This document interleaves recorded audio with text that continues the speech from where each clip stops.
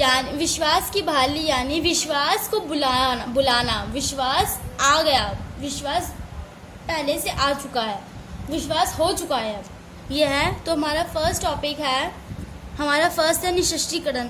निशस्त्रीकरण की मांग होती है कि राज्य चाहे उनका आकार, शक्ति या प्रभाव कुछ भी हो, कुछ विशेष किस्म के हथियार के प्रयोग से अपने को अलग रखें। कुछ ऐसे हथियार ना बनाएं जैसे जैविक हथियार, बायोलॉजिकल वेपन्स, कनेक्शन, BWC और ऐसी संधियाँ बनाई गई। जो भी सन 1992 की रासायनिक हथियार संधि, केमिकल वेपन्स कनेक्शन, CWC, इन हथियार जो ये संधियाँ बनाई गई, जो भी संधि थी इन पे सबके साइन करा लिए कि हम जैविक और रासायनिक हथियार नहीं बनाएंगे, क्योंकि बहुत सारे इस हथियार बनाने से बहुत ही पूरे वर्ल्ड में बहुत ही ज़्यादा हानि होती है। उसके बाद है हमारा 155 से अधिक मुल्कों ने BWC संधि पर और 181 मुल्कों ने CWC संधि पर अपने दस्तखत किए, अपने सिग्नेचर किए। इन दोनों संधियों पर हस्ताक्षर करने वालों में सभी महाशक्तियाँ सम्मिलित हैं, परंतु महाशक्तियाँ अमेरिका तथा सोवियत संघ सामूहिक संहार के अस्त्र यानी परमाणु हथियार का विकल्प नहीं छोड़ना चाहती थी, इसलिए दोनों ने अस्त्र नियंत्रण की मदद ली। सेकंड है हमारा अस्त्र नियंत्रण। अस्त्र नियंत्रण के अंतर्गत हथियारों को विकसित करने अथवा उनको प्राप्त करने के संदर्भ में कुछ कायदे कानून का पालन करना, इसको यह अस्त्र नियंत्रण कहा गया। सन 1972 की एंटी बैलिस्टिक मिसाइल संधि ABM ने अमेरिका तथा सोवियत संघ को बैलिस्टिक मिसाइलों को रक्षा कवच के रूप में इस्तेमाल करने से रोका।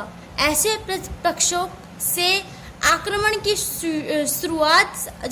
की स्टार्टिंग की जा सकती है। संधि में दोनों देशों को सीमित संख्या में ऐसी रक्षा प्रणाली की तैनात करने की अनुमति थी, परंतु इस संधि ने दोनों देशों को एक ऐसी रक्षा प्रणाली के व्यापक उत्पादन से रोका। यानी वो लोग ऐसे जो अस्त्र नियंत्रण है जो भी लिमिटेड कर देंगे, हम लिमिटेशन लगा देंगे हम कि इससे ज़्यादा हम हथियार नहीं बनाएंगे। फॉर एग्जांपल है जो भी static arms limitation trustee SALT second F स्मारक अस्त्र न्यूक्लियरीकरण संधि, इसमें START सम्मिलित है। और बहुत सारी संधियाँ है। परमाणु अप्रसार संधि, यानी जो भी परमाणु हथियार है वो हम नहीं बनाएंगे, ये है NPT। ये संधि बहुत इंपॉर्टेंट है, कभी कभी 2 नंबर के क्वेश्चन में पूछी जा सकती है, ये जो सारी संधियाँ हैं। उसके बाद है 1967 से पहले परमाणु हथियार निर्मित कर लिए गए और उनका परीक्षण कर दिया गया। इस संधि के अंतर्गत जो भी इस सन तक जो हथियार बन चुके हैं वो तो इसमें सिग्नेचर नहीं करेंगे, लेकिन अब इसके बाद जो छोटे मुल्क हैं, जो छोटे देश हैं, वो इस जो भी परमाणु हथियार नहीं बनाएंगे। जो भी इन लोगों ने ऐसा कहा, लेकिन इंडिया नहीं माना और इंडिया ने इस पर सिग्नेचर नहीं किए, क्योंकि इंडिया चाहता था कि उसको अपने दोनों देशों से खतरा है, उसको अपने पड़ोसी देशों से खतरा है, इसलिए वो ज़रूरी नहीं है कि वो सिग्नेचर करे, और वो सिग्नेचर नहीं करेगा। और इंडिया ने सिग्नेचर नहीं किया। नेहरू जी ने कहा कि हम इस सिग्नेचर नहीं करेंगे, क्योंकि हमें अपनी रक्षा के लिए, अपनी सुरक्षा के लिए हम परमाणु हथियार बनाएंगे, और इंडिया ने परमाणु हथियार बनाए। उसके बाद है थर्ड है हमारा सुरक्षा नीति की पारंपरिक धारणा, यानी विश्वास बहाली। विश्वास बहाली में मैंने कहा कि विश्वास लाते हैं, दोनों देश एक दूसरे के ऊपर विश्वास लाते हैं कि हाँ हम कुछ भी नहीं करेंगे और सब कुछ अच्छी तरह करेंगे। जैसे कि विश्वास बहाली की प्रक्रिया में सैन्य टकराव नहीं होती और कंपटीशन लेवल होता है। कंपटीशन लेवल में जो भी एक देश दूसरे देश के साथ अपने विचारों को नियमित रूप से आदान प्रदान कर सकता है, फैला सकता है। जैसे 2 मुल्क एक दूसरे को अपने फौजी मकसद सीमा तक अपनी सैन्य योजनाओं के संदर्भ में बता सकते हैं, सब कुछ बता सकते हैं कि हाँ हमारी तरफ से कुछ नहीं है, हम तुम पे आक्रमण नहीं करेंगे, हम दोस्ती का हाथ बढ़ाना चाहते हैं। तो दूसरा मुल्क भी कहेगा हाँ हमारी तरफ से भी कुछ ऐसा कुछ नहीं है, हम लड़ाई के तौर पे नहीं है, हम लड़ाई की आकांक्षा नहीं कर रहे हैं, हम भी फ्रेंडशिप करना चाहते हैं। उसके बाद है हमारा टॉपिक है सुरक्षा की अपारंपरिक धारणा, यानी मानवता की सुरक्षा से था। मानवता की इसमें जो भी है कि समुचित मानवता को सुरक्षा की आवश्यकता है। पूरे विश्व में सुरक्षा की आवश्यकता है, क्योंकि कोई भी यहाँ पर सेफ नहीं है। इसको ही मानवता की सुरक्षा अथवा विश्व रक्षा कहा गया, यानी किसी एक देश से ना हटकर पूरे वर्ल्ड लेवल पर पूरे विश्व को सुरक्षा चाहिए, पूरे विश्व की रक्षा करनी चाहिए।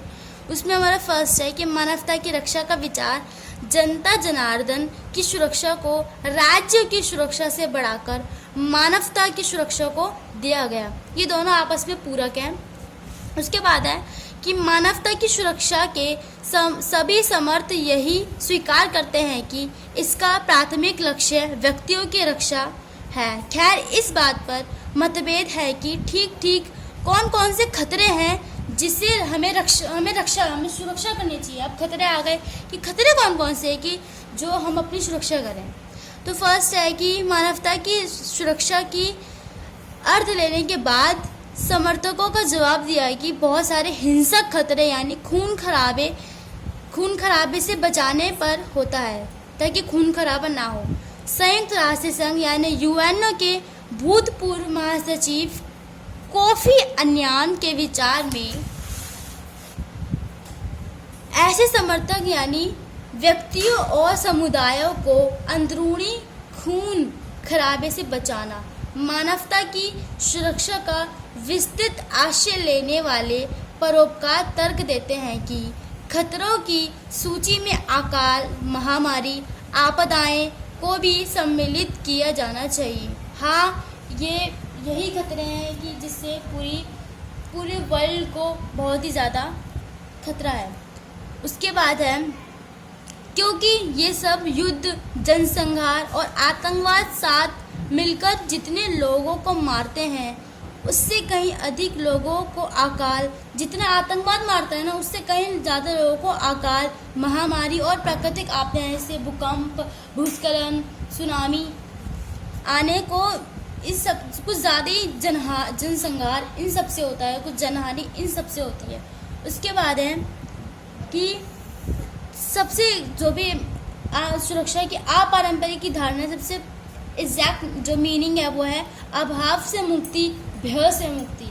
फॉर एग्जाम्पल कि विश्वव्यापी खतरे से जो विश्वव्यापी खतरा है पूरे वर्ल्ड लेवल पर जो खतरा है वर्ल्ड लेवल पर वो है वैश्विक ताप वृद्धि, ग्लोबल वार्मिंग, अंतर्राष्ट्रीय आतंकवाद तथा एड्स और बर्ड फ्लू जैसी महामारियों को भी देखते हुए सन 1990 के दशक में विश्व सुरक्षा की धारणा उभरी।